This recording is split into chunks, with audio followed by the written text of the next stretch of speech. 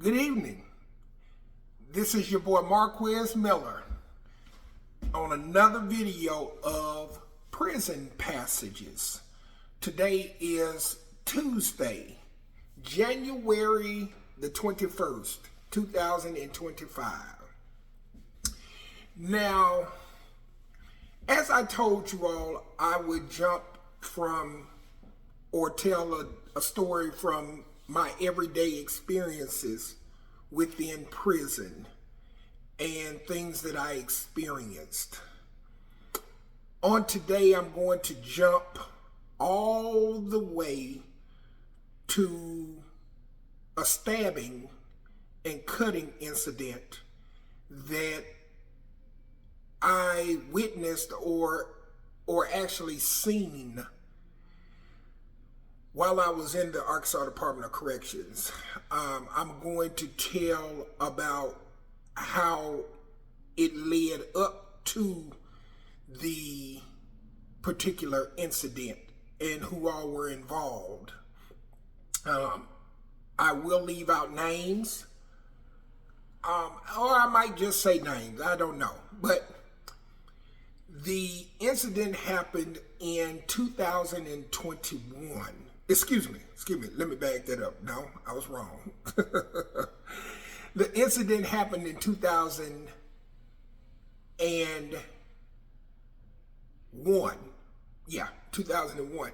I keep getting my decades mixed up, so much, of 2021, 2011, but yeah, 2021.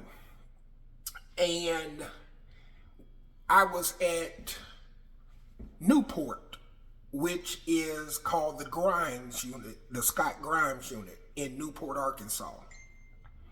Well, on this particular day, I can't remember the exact date. I believe it was somewhere in the month of June or July of 2001. Well, however, I was the law library clerk. And basically what had happened there, at that time, the prison was owned by the ADC, but it was privatized or ran by Wackenhut, which is a private-owned institution. Excuse me. And the ADC was about to take back over because there were a lot of things that were just going on at the Scott Grimes Unit. There was just too much unconstitutional situations that were going on, i.e. inmates were getting raped, inmates were getting stabbed, inmates were getting beat. The more skilled young men were preying on the weaker ones. And as you probably watch stuff like Lock Up Raw and other shows on YouTube and everything and on television, you know about those type of situations. Well, however, there was this one particular night, I was in the law library and I typed up all the disciplinaries. Along with being the law library clerk, I also had a duty of typing up all the disciplinaries. I made some money doing that, I'll tell you. I had disciplinaries, the 005s, the original copy of the disciplinaries, so I was able to, if I threw away the disciplinary or discarded it, there wasn't nothing that could be done about it. So if you were a friend of mine and I had a disciplinary for you that was written up on you, I would go down to the barracks and say, hey, I got a disciplinary on you for such, and I would show you the disciplinary in the 005. And I would tell you, this is what I charge to pull this disciplinary for you. I get paid either in free world currency or either I would get paid in commissary. And then I tear the disciplinary up. And the officer never would question about what happened to his or her disciplinary because they gave it to me. But anyways, that's another story for another time. So basically what I might start doing, someone said that I should do a video once every week instead of once every day. Right now I'm going to stick with once every day for a 30-minute show, or then I might go to, it's to get my subscribers up. Once I get my subscribers up, then I can go live on actual YouTube instead of making a video on my phone and then uploading it to it. So I have to get 50 subscribers. Once I get 50 subscribers, then I can start going live on YouTube. Then I'm going to switch my stories to once every week. So to someone who in my previous one asked that's what I'm going to do. So I need to get my subscribers up to 50 subscribers. So basically this is what happened. On that night, I had typed up some disciplinaries and I brought them into the lieutenant's office. And the lieutenant, I believe his name was Lieutenant Ashcraft or Ashcroft. So I went in there and took them to him. And while I was in there talking to him and explaining the disciplinaries and what was wrong with them and what needed to be done to correct them, to get it into format so I could type them up properly, an inmate came into the office, young black dude, and he needed to talk to the lieutenant. And so it was myself in there and I think about 2 or 3 other inmates in there, his clerk and his porter. So I said, the dude said to the lieutenant, he was like, I need to be moved to another barracks. So the lieutenant asked him why. You know, and the code is in prison, you don't tell exactly why. You don't give all the details because that could be constituted or considered as snitching. So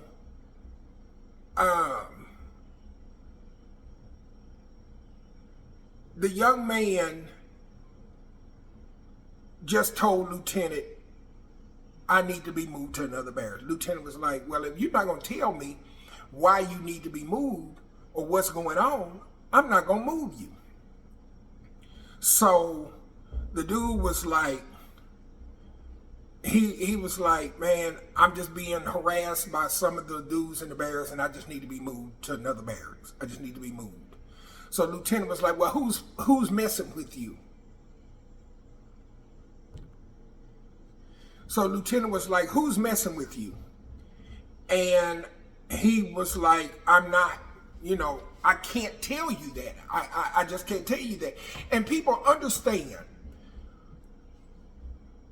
when you're locked up, there's a code of ethics and code of conduct. There are certain things that even when you need help and assistance, you cannot, under any circumstances, give details. You just cannot. It goes totally against the code of ethics, the code of conduct in prison. So, and I'll explain, more in detail as I go along with this. So Lieutenant actually told him, no, if you can't tell me who's bothering you or doing what, then you get the fuck out my office and go on back to the barracks.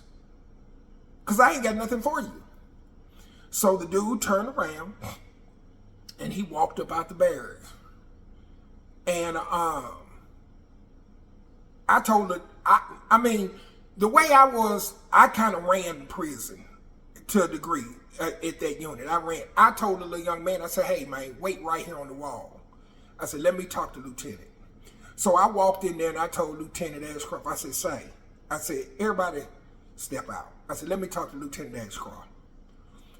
So everybody stepped out. So I closed the door. I said, look, you work with Whack and Hut. You've been up here for all these years with these youngsters, dealing with them. I'm an older dude. I'm an older head. At this time, I was like 28 years old. I said, move him. What the fuck do I need to move him for? He just wants to get moved to another fucking barracks, and I'm not going to move him. And I said, Lieutenant, trust me when I tell you this. Move him. You don't have to put him in a barracks of his choice. Find out if he's trying to move somewhere else specifically. And then if he gives you a barracks number that he's trying to move to specifically, then either leave him where he's at or either move him to another barracks. Or better yet, lock him up on that administrative segregation and let classification handle him. But you need to move him. Trust me. He's saying he's got an issue in the barracks. Move him. He says, no, I'm not going to fucking move him. Matter of fact, send him back in here. Tell him to come back in my office. So I opened the door back up. Told him, I said, hey, come on back in here. Lieutenant wants to talk back with you. He comes back in there. He says, I'm going to give you one more chance. He said, are you going to tell me who's bothering you or what's going on? Dude said, Lou, I can't tell you who is doing what. Just please move me. He says, get the fuck out of my office. Going back to the barracks. Dude walked on back to the barracks. I turned around and I told the lieutenant just like this. I said, you gonna regret that. I said, mark my words, you gonna regret that. He'll be all right. Inmates got to learn they don't run shit with me. I said, okay. So I go back across the hallway into my office, into the law library. Probably about 15 minutes later, probably not even that long, they started hollering, code red, code blue, code red, code red, code red. So all I could do was I come out my office and I come to the door. So I hit the thing up and boom, it popped my door open. Prison guards just running down the hallway, running to the barracks, running down there. They get down there. This is what I saw. I saw one officer holding the left leg, one officer holding the right leg, one officer holding the left arm, one officer holding the right arm, and they was bringing an inmate down the hallway and they was running with him. And when I tell you blood was just pouring up out of this man's torso area of this young man because he had been gutted open with a filleting knife. But I didn't know that the knife that was used was a filleting knife at the time. I did not know. All I did know was he was wide open, cut from down below his navel all the way up to the middle of his chest area. And blood was just pouring out of him. As if like if he had just went fishing and you had cut the fish open. No, it was not the young man that asked to be moved. So then Lieutenant had ran down there. So when Lieutenant come walking back, there was a sergeant had the young black dude that asked to be moved in handcuffs. He was handcuffed behind his back. The sergeant was walking him, and the lieutenant was behind him. Dude, uniform, his outfit was covered in blood. I looked at Lieutenant. Lieutenant looked at me, and I gave him that look like, I told you so. I turned and walked back into my office. Waited a couple of hours. So after everything calmed down and cooled down. So I went down to the barracks. I was a law library clerk and a disciplinary clerk. I had run of the prison. I could go wherever the hell I wanted to go. Couldn't no guard stop me. I was that bad motherfucker.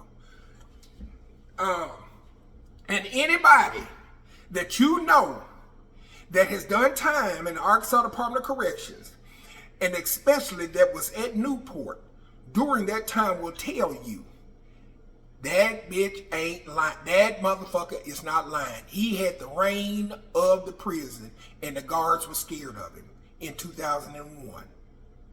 I'm telling you. So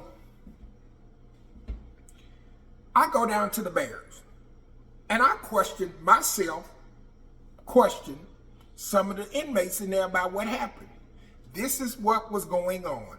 First of all, dudes was in the barracks trying to take dude's ass. They were trying to punk him out. Dude was not gay. So when he went back to the barracks, one of his homeboys gave him a filleting knife. Now, if you don't know what a filleting knife is,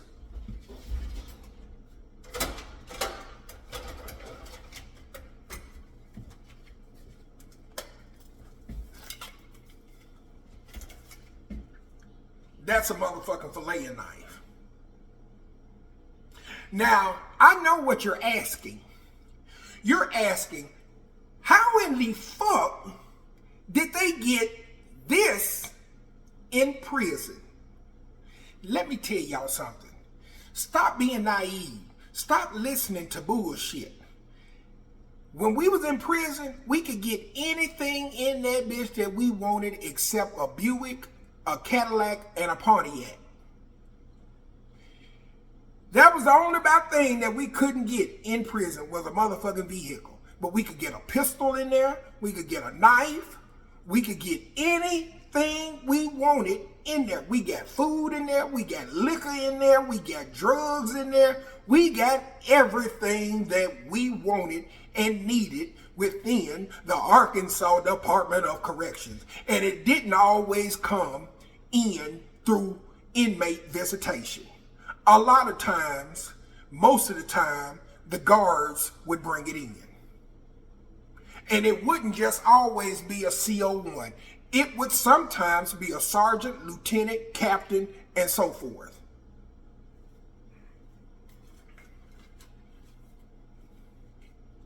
So, let me leave this out for demonstration. So, it was said that one of his homeboys gave him a filleting knife. Yeah, this. And what he did was, when he had went down the hallway, one of the dudes that was trying to punk him out and take his booty decided he wanted to go to the shower.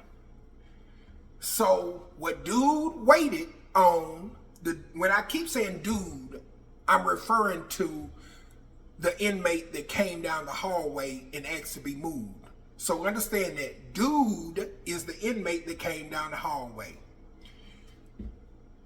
Dude's homeboys gave him a filleting knife and told him to handle his business. He waited till one of the other Negroes was in the shower, taking a shower. He had stripped naked and took his clothes off. He got this filleting knife, went down to the shower, dude did.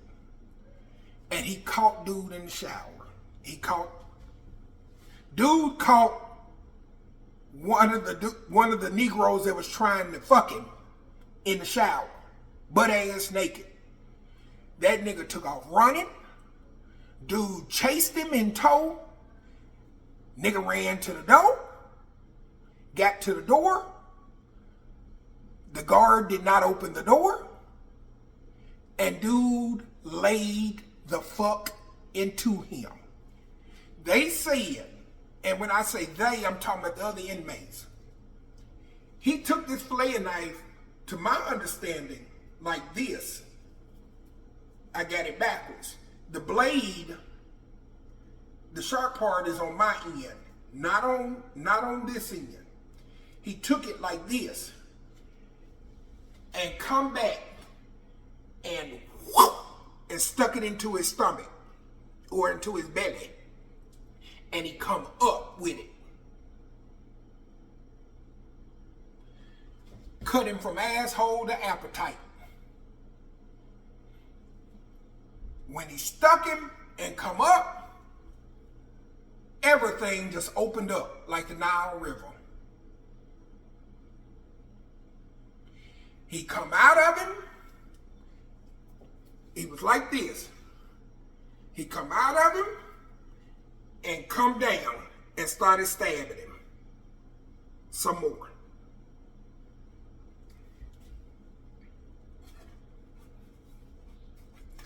Until he was finished.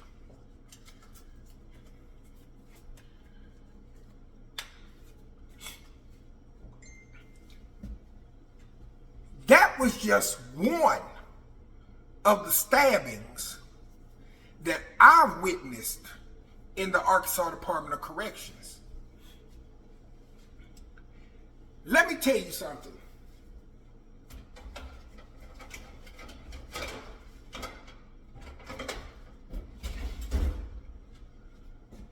To see that entire incident and know that you could have avoided it by just moving the inmate to another barracks. Now, I know you would say, why didn't the lieutenant just move him? Well, a lot of times inmates want to try to get moved from one barracks to the next without giving any information. They might be trying to get over there to the other barracks to be around their homeboys. They might honestly be trying to get away from trouble. They might be trying to get to another barracks to get some booty from a boy that might be over there. It might be a new homosexual over there that he's attracted to, and he's trying to get moved over and hopefully to that barracks. But this wasn't the case with that young man. The case with dude was he was trying to get out of the barracks to be away from these dudes trying to take his booty, trying to punk him out. Now, the most sensible thing for the lieutenant to have done would have been to lock him up in administrative segregation. Now, if you don't know the system, then you're not going to understand that. If you've never been an inmate down there, nor have you ever been a guard down there, then you don't understand what concept I'm saying. Why are you going to lock him up anyway? Because see, this is the thing. It's called administrative segregation. If you know of anybody that's been locked up, they will explain to you what I'm trying to tell you.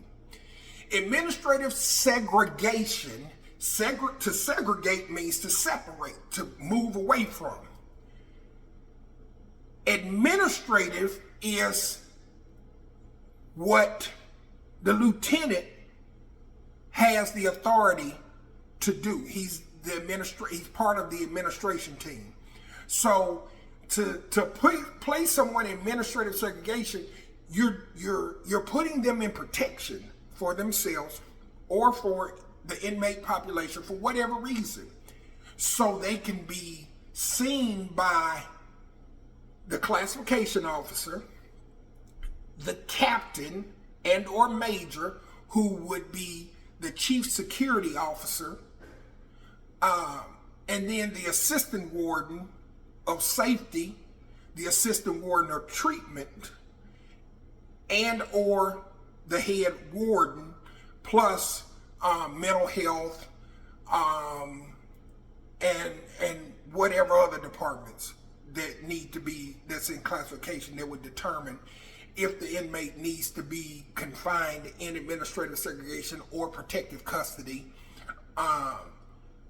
or abbreviation, what we call it, PC, or if he can be released back into general population and placed back into that barracks and no threat was found, or move him to a whole nother barracks, or transfer him to another unit, to another facility.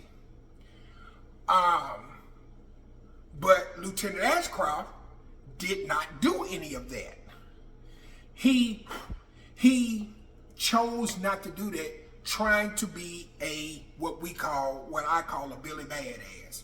He was trying to assert his authority that he was the big dog. This is my shift, and I'm the lieutenant, and I'm going to run this. You're not going to run me. You're not going to determine where I send you or where I don't send you or what I don't do at all. And basically what happened was, because this whole situation went down, I sent out a letter to James Gibson, who was over internal affairs. Now, if anyone knows the system, James Gibson now is the warden at the Varner unit. Oh man, this man has been in the system. He used to be the field major down also at the Varner unit when I first went in 1993. So let me show you how long he's been in the system. He's the field major in 93. So he was in there, we're going to go back all the way to 1990. We'll just say 1990. Of course, we know he's been in the system way longer than 1990. So we're going to say from 1990 to 2000, that's 10 years. 2010, that's 20 years. 2010, that's 20 years. 2020, that's 30 years. So now here it is, 2024, that's 34 years at a minimum that he's been in the Arkansas Department of Corrections. So James Gibson, I wrote him a letter at Internal Affairs, explained to him exactly what transpired and everything. Sent that letter by truck mail so it would get out. I say probably about a day or two later, Gibson come up there. Him and the director and all of them came up there. Needless to say, Lieutenant Ashcroft lost his motherfucking job. That was my main goal right there, to make sure that that piece of shit motherfucker lost his job, because he could have avoided all of that just simply by moving the young man. But he wanted to be a Billy Badass. And I remember sitting in the law library when Gibson and the director and everybody came in, and they talked. He came in the law library and he was like, he's like, "Hey, Marquez, how you doing?" I was like, "Hey, Mr. Gibson, how you doing?" And he talked to me. He said, "Man, what happened?" So I broke it all down to him. I explained to him what happened, how Lieutenant had the opportunity to avoid the entire situation, i.e. to move dude to another barracks of his own choice, not what the inmate wanted, not what dude wanted, but moving to another barracks all the way down on the other end. Or, in the alternative, put him in administrative segregation and let classification deal with it. But take it up off of your back, because you ultimately have the ability to stop or make something happen. And in this case, he made something happen by failing to protect this young man. And in the course of failing to protect this young man, he failed to protect another young man from being placed in harm's way. Or because he failed to protect this young man, he placed this other young man's life in jeopardy. But I know a lot of people will be saying, well, shit, if he was trying to take the dude's ass, then he didn't need no protection. He got what he deserved. And one could say that. But man, when I tell y'all the life of being incarcerated is a motherfucker. And this is my story from my prison passages today for the second day. I will come back and give you all another one tomorrow. Y'all take care, share, like, subscribe, and let your friends and family members know so they can watch, subscribe, share, and like. Hit that ring button. Let me know that you appreciate me. You can also send a donation. Hey, let me know that you like what I'm doing here. Until next time, I'll see y'all later. Y'all take care. And as I always say, God bless your hearts and all your parts.